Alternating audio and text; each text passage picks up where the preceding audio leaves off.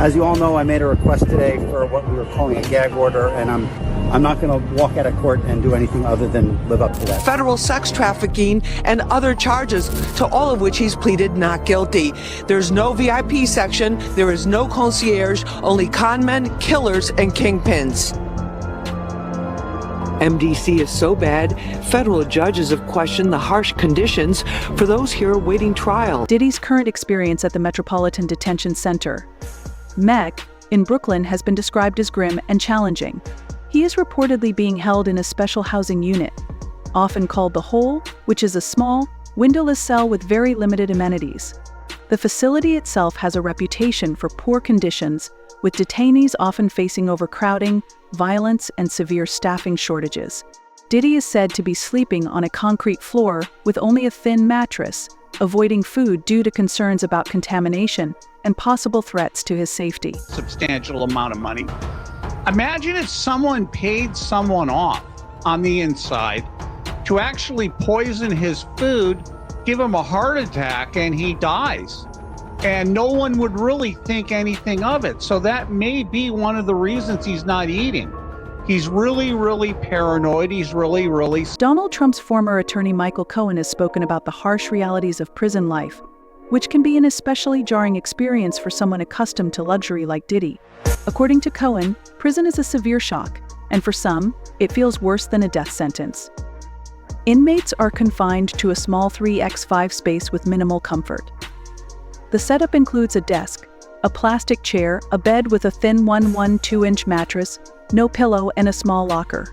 The overall conditions are stark, and the lack of basic comfort makes it a horrible, horrible place. Donald Trump's former fixer, Michael Cohen, spent a harrowing year in federal custody. He says for someone used to a life of luxury like Diddy, prison life is a severe shock. You have a desk, you have a plastic chair, you have your bed with a 1.5-inch mattress, no pillow, and you also have a locker. So you basically have 3 feet by 5 feet to move around. No, he won't. What'll happen is that he's there for, his trial hasn't even started. The lawyers are talking about possibly having a trial with him later on, and that won't be until next year. MDC, I've heard the conditions are very difficult, they're deplorable. As you said, the maggots, the mice.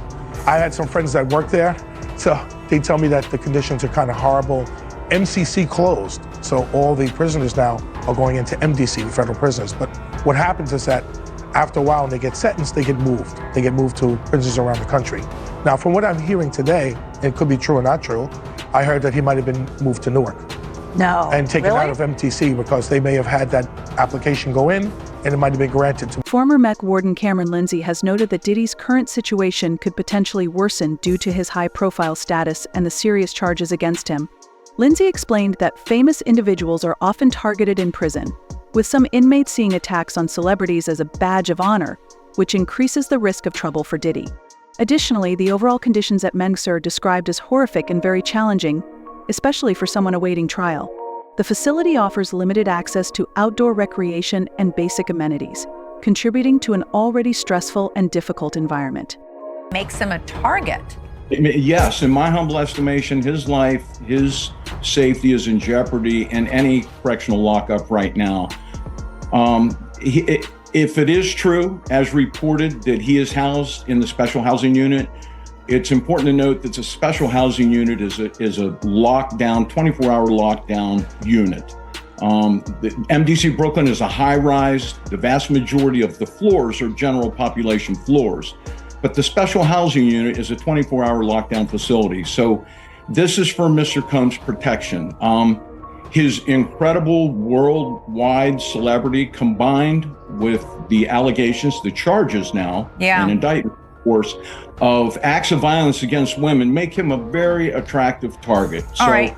Obviously, they need to... Gene Deal, Diddy's former bodyguard, has voiced serious concerns about Diddy's mental health and safety in light of his current legal situation and confinement. Deal hinted that the intense stress of the situation, combined with the harsh conditions of prison life, could push Diddy toward contemplating self-destruction. Because Puff always had a problem of listening to people that he thought that was less than him. And now he got to listen to people that got power over him but never had as much as he had, he's gonna have a big problem in the prison system. He's gonna have a real big problem in the prison system, bro. And having to listen to those COs and having to listen to everybody that got more power than him now, from a person that had all the power in the world that we thought, now seem like the tables is turning. If these people have it their way, he's gonna be spending the rest of his life in the prison system. He better hope that they want to make a deal, but I don't think so, or they want somebody else. He better hope, and he got something to offer them. Even if he got something to offer him, you gotta... Former mobster Ori Spotto has also highlighted the challenging conditions at Brooklyn's Metropolitan Detention Center, where Diddy is being held. Spotto's description reveals a harsh environment filled with psychological stress and a lack of basic comforts. Is worse than it was then, all right? But let me tell you about Essex County. Essex County.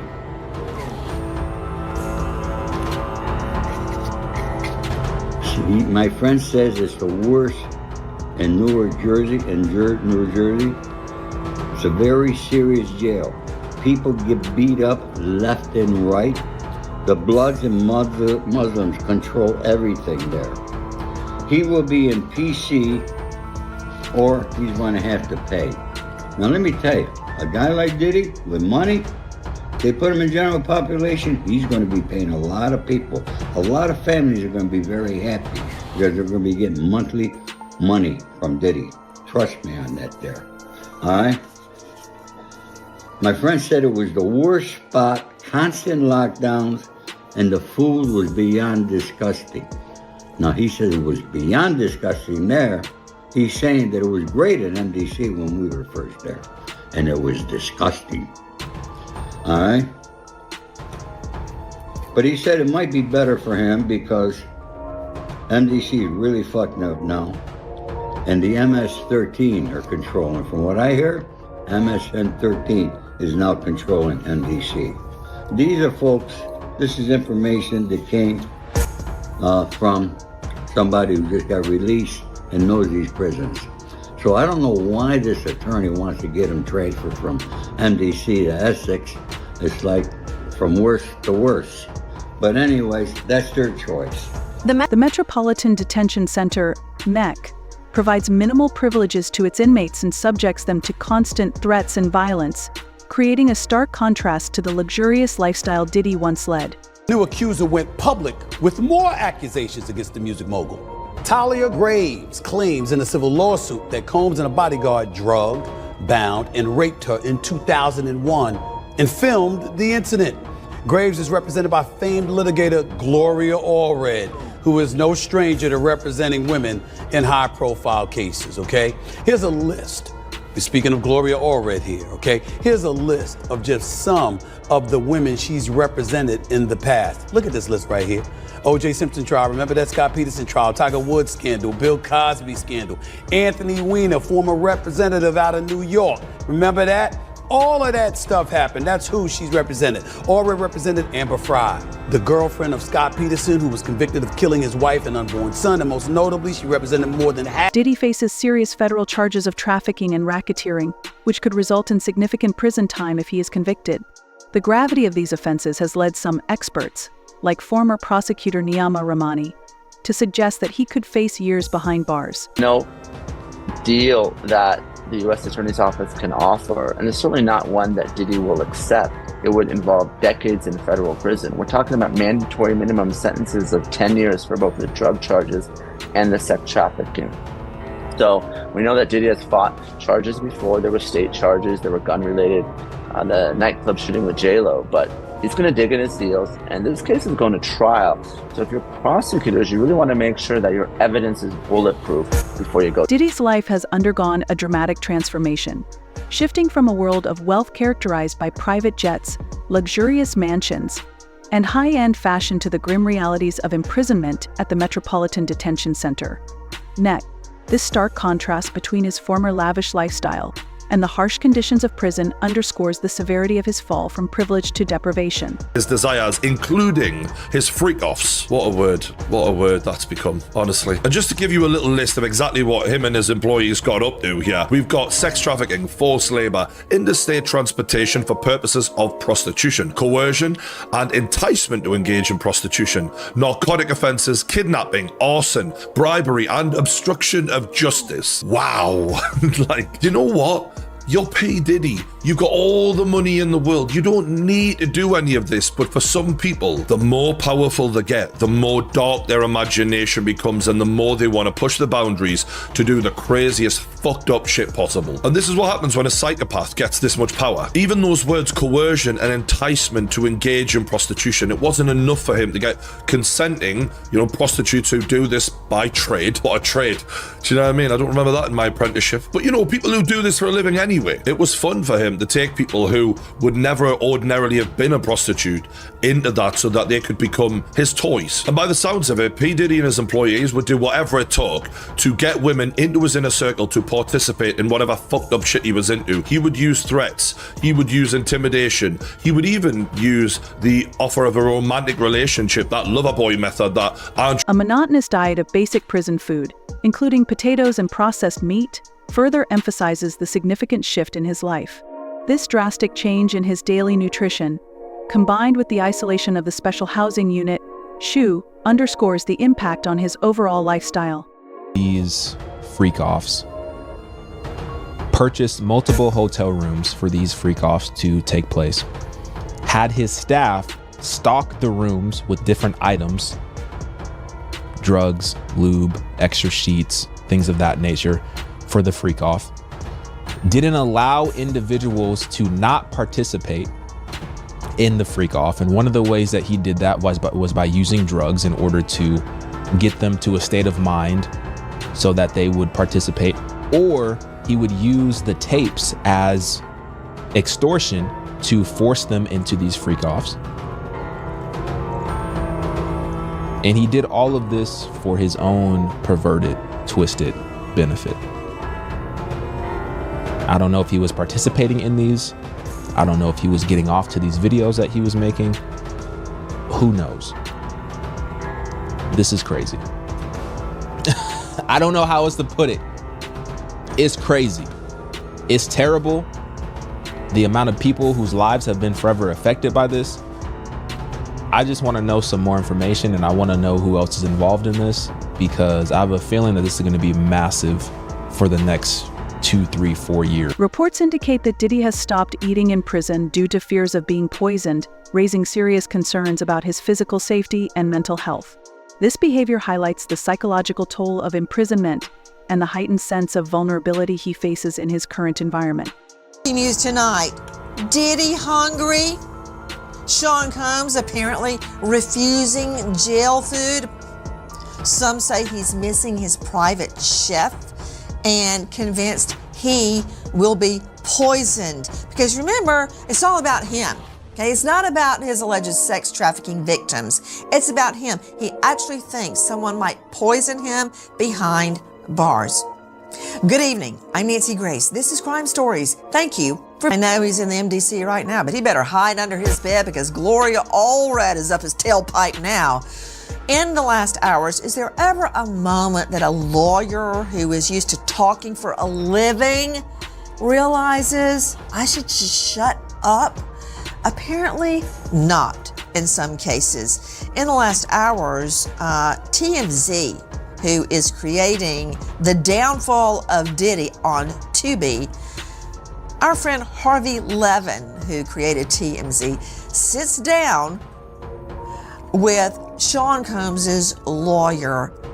I want you to hear what happened. Back when I was a kid in the late 70s, they were called threesomes. If these are genuinely threesomes, how do you explain 1,000 bottles of baby oil? I don't know where the number 1,000 came. The U.S. attorney said it. I can't imagine it's thousands. I mean, and I'm not really sure what the baby oil has to do with anything. They're essentially saying it's a lubricant for an orgy. I guess. I don't know what you need 1,000. One bottle of baby oil goes a long way. I don't know what you need 1,000 for. I mean, he has a big house. He buys in bulk. You know, I think they have Costco's in every place where he has a home. I mean, have you sat in a parking lot of a Costco and see what people walk out of there with? Not 1,000 bottles of baby. High-profile inmates like Diddy face unique risks in prison, as other inmates may attempt to torment them to gain recognition or status. This dynamic can create an environment where famous individuals are targeted, making their time behind bars more dangerous compared to the average prisoner. And we have the latest on Sean Diddy Combs' investigation as the hip-hop star fights racketeering conspiracy, sex trafficking, and prostitution charges. Well, investigators now working to determine who his co-conspirators were and whether they should be charged as well. TMZ is also reporting Diddy was placed on suicide watch at the detention center that he's being held at in New York. But his lawyer is saying he's not suicidal. This is just routine for high-profile inmates. Just this week, prosecutors say they served Combs' head of security with a search warrant for his electronic devices. You can rest assured that the feds have already talked to the people who worked for Combs, and all of those people have already probably given statements. Diddy is currently facing over 100 lawsuits, including serious accusations of physical misconduct and trafficking. This unprecedented number of claims represents one of the most significant legal battles ever seen in the entertainment industry, posing a substantial challenge for him. And as if things couldn't get any worse for embattled music mogul Sean Diddy Combs, today a prominent lawyer came forward saying he intends to file more than 100 different lawsuits from alleged victims. Claims we intend to bring will include the following: violent sexual assault or rape, sexual abuse, facilitated sex with a controlled substance, false imprisonment, compelling prostitution, sexual misconduct, dissemination of video recordings, false imprisonment, sexual abuse. A Texas attorney has recently announced 120 new misconduct allegations against Diddy, planning to file a nationwide civil complaint.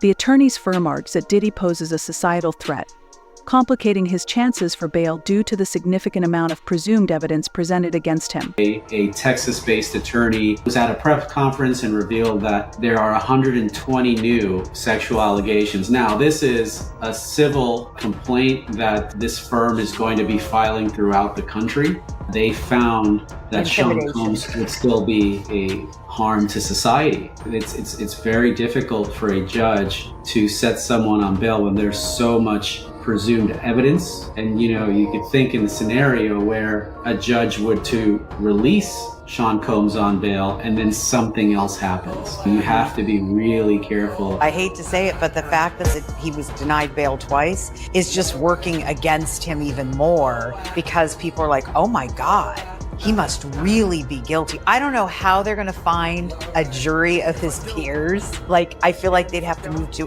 go to Alaska or something. Like, do you think his attorney's gonna ask for a change of venue? Maybe.